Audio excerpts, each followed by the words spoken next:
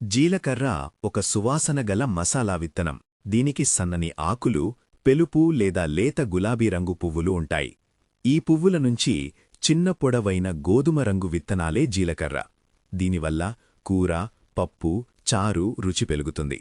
దీనిలో iron, calcium, magnesium, vitamin B complex, యాంటీఆక్సిడెంట్లు ఉంటాయి. ఇది గ్యాస్, అజీర్తి, పొట్ట ఉబ్బరాలను తగ్గిస్తుంది. అందుకే దీన్ని జీర్ణక్రియకు రాజు అంటారు. దీనివల్ల మెటబాలిజం వేగంగా పెరుగుతుంది, కొవ్వు త్వరగా తగ్గుతుంది. జీలకర్ర టైప్ 2 డయాబెటీస్ ఉన్నవారికి చాలా మంచిది. దీనిలో ఐరన్ ఎక్కువగా ఉండటం వల్ల హీమోగ్లోబిన్ పెరగడానికి సహాయం చేస్తుంది. రోగనిరోధక శక్తిని పెంచడంలో జీలకర్ర ముఖ్య పాత్ర పోషిస్తుంది. అలాగే మహిళలకు నెలసరి నొప్పులు తగ్గడానికి సహాయం, తల్లులకు పాల ఉత్పత్తి పెరగడంలో సహాయం.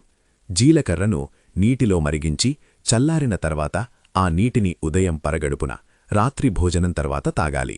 జీలకర్రను ఎక్కువ మోతాదులో తీసుకుంటే శరీరంలో వేడి, గ్యాస్ట్రిక్ సమస్యలు వస్తాయి. గర్భిణీలు ఎక్కువగా తీసుకోకూడదు.